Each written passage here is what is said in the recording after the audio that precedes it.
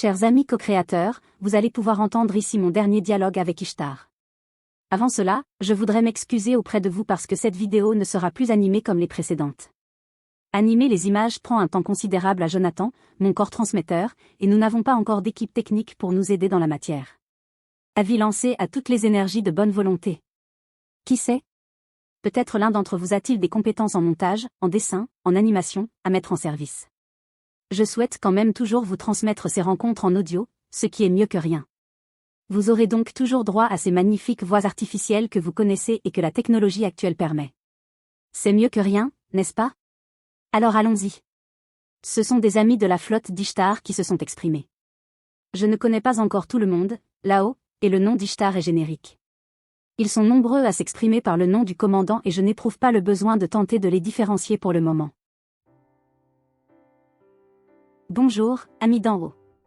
Nous avons une question sur le destin que je trouve très intéressante. Pourrions-nous partir de là aujourd'hui? Nous partons de ce que tu veux, Foelia. Tout ce qui compte pour nous, c'est le lien que nous entretenons. Quelle que soit la question de départ, nous pouvons l'utiliser comme prétexte à la rencontre, prétexte à la création de ce gigantesque pont entre nos mondes, dont nous avons entrepris la construction folle. C'est une construction folle? Oui, c'est une construction démesurée, au sens littéral du terme, puisque la taille de ce pont ne peut être mesurée dans votre référentiel. Cette entreprise est une merveille immense, qui demande tant d'attention soutenue, de la part de tous les bâtisseurs que nous sommes et que vous êtes, bâtisseurs de ce pont entre les mondes, bâtisseurs d'un canal pour cette lumière qui doit pouvoir toucher cette matière si dense et si amnésique que vous habitez. Vos questions sont importantes, bien plus que les réponses que nous donnons. Chaque fois que nous répondons, nous sommes conscients de contribuer à la création d'un récit supplémentaire auquel votre mental se raccrochera sans doute. Or, toute notre volonté, en ce qui concerne la relation que nous établissons avec vous, s'oriente vers la prise de conscience qui vous permet de quitter les récits, de vous décoller des histoires que vous vous racontez, de vous hisser au sommet de vos êtres, là où vous découvrez que vous êtes bien plus que l'histoire, bien plus que le récit, là où vous découvrez qu'aucun récit n'est plus vrai qu'un autre, si ce n'est dans l'intention de son auteur.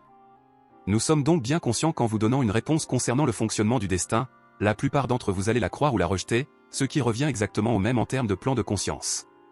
Dans votre fonctionnement à 3 dimensions, vous ne pouvez faire autrement. Recevoir notre réponse à ce niveau ne sera jamais la vérité. Ce sera toujours une histoire que vous interpréterez d'après vos croyances. Nous vous encourageons donc à recevoir notre réponse sur le 4e palier, celui sur lequel elle ne doit pas être crue ou rejetée, mais seulement considérée comme possible, sans besoin de classer en vrai ou faux, sans besoin de tirer de conclusions. Souvent, les réponses sont pour vous des conclusions, alors qu'une bonne réponse n'est que l'ouverture vers de nouvelles questions, toujours le point de départ d'un nouvel envol possible. Et cette partie de notre réponse ne peut être reçue que dans la 4e dimension de votre être, parce que d'aucun homme, le cœur. Et ça ne s'arrête pas là, puisque nous sommes là aussi pour vous rappeler votre pouvoir créateur, celui que vous retrouvez, que vous réalisez, que vous conscientisez dans la 5e dimension de votre être. En ce lieu bien plus vaste, bien plus libre, non seulement vous n'êtes plus obligé de vous soumettre au besoin de croire ou de ne pas croire, mais vous avez la possibilité de créer par vous-même. Nous voulons dire que dans la 5e dimension de votre être, vous choisissez votre récit en pleine conscience, volontairement, dans un acte de création auquel vous participez.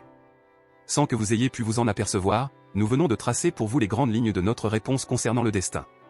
Comme il existe plusieurs maturités de conscience en vous, elles se présentent comme des paliers. Selon la conscience dans laquelle vous vous trouvez en un instant déterminé, vous activez une direction possible de votre destin. Il y a donc une multitude de destins prévus pour chacun de vous, mais vous êtes plus ou moins maître, selon votre degré de conscience, de choisir celui que vous allez activer, celui que vous allez alimenter. Il est très intéressant de comprendre ceci, il existe en vous, en nous tous, un dégradé d'intensité de conscience. Ce que vous nommez destin, c'est tout ce qui vous commande sans que vous n'en ayez conscience.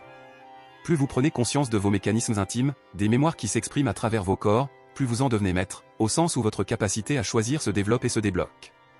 Prenons un exemple simple, si votre programme, celui qui se trouve dans votre mémoire d'âme, ou dans votre mémoire physique subtile, celle qui est héritée des ancêtres, vous pousse à avancer tout droit, vous avancerez tout droit aussi longtemps que vous n'aurez pas réalisé que vous pouvez faire autrement, aussi longtemps que vous n'aurez pas trouvé en vous la connexion qui vous permet d'orienter autrement votre avance.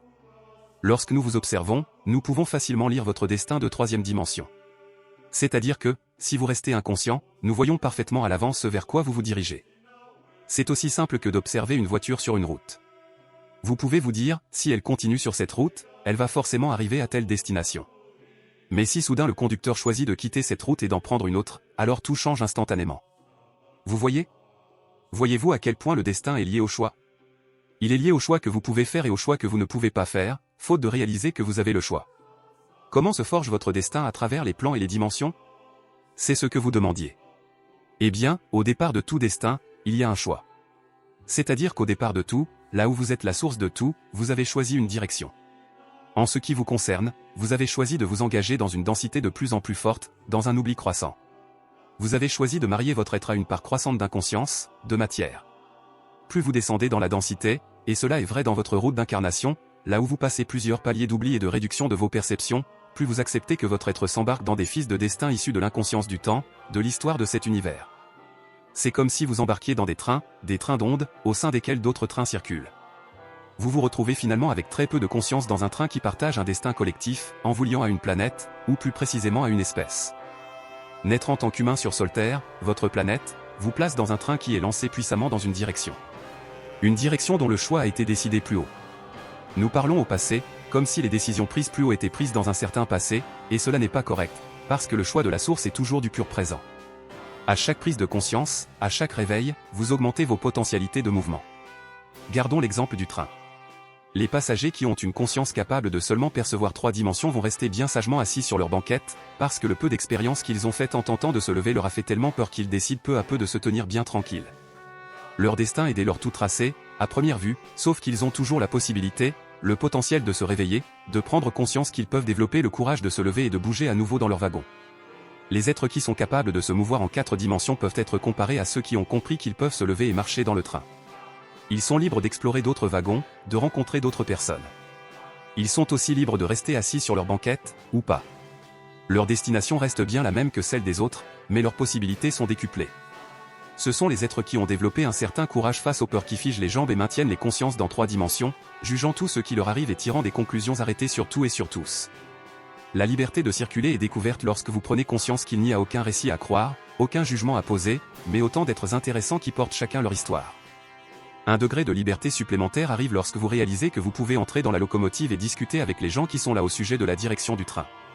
C'est le 5e plan de destin, sur lequel vous êtes créateur, décideur de votre propre route, mais aussi co-créateur conscient de la route collective. Alors, voyez-vous comment le destin n'est pas un scénario tout tracé d'avance? Voyez-vous comment il dépend de votre réveil, de votre courage, de l'intensité à laquelle vous vibrez et de la responsabilité que vous choisissez de prendre? Le destin de votre communauté d'âme est d'autant plus fluctuant en ces instants particuliers, parce qu'un grand réveil est en train de se produire. Dès lors, qui peut vraiment savoir qui va se lever, qui va participer à la discussion concernant le chemin? Qui va rester assis en attendant que les choses arrivent? Nous vous le disons, même nous ne pouvons pas prédire quoi que ce soit. Nous voyons les possibilités, les dangers, et par le simple fait de pouvoir partager notre conscience avec la vôtre, votre destination se modifie à tout instant. Ainsi, si vous avez pu voyager un peu avec nous dans ces contemplations, sans les croire mais simplement en prenant plaisir au voyage, c'est-à-dire en prenant conscience des sensations que ce voyage vous procure, alors nous sommes heureux d'avoir pu une fois de plus renforcer notre lien en ajoutant une brique au grand pont qui nous relie. Vous voyez? Posez des questions et nous vous emmenons en voyage dans notre vision. Notre vision n'est pas une conclusion, une vérité, une réponse arrêtée, mais un partage de fréquences. Nous sommes heureux d'avoir pu nous connecter avec vous de cette manière. À bientôt, frères et sœurs de terre et de densité. Nous vous aimons tant. À bientôt, amis d'Ishtar. Nous aussi nous vous aimons tant. Ce flux que vous nous partagez est si bon. Je ne suis pas prête à arrêter ce travail de traduction et de transmission. Tant mieux, Foelia. Nous sommes toujours à vos côtés. Il suffit de vous adresser à nous et notre joie est intense de pouvoir ainsi vous aider à vous hisser sur les couches de destin les plus intenses dont vous êtes capable, et que vos âmes appellent si fort.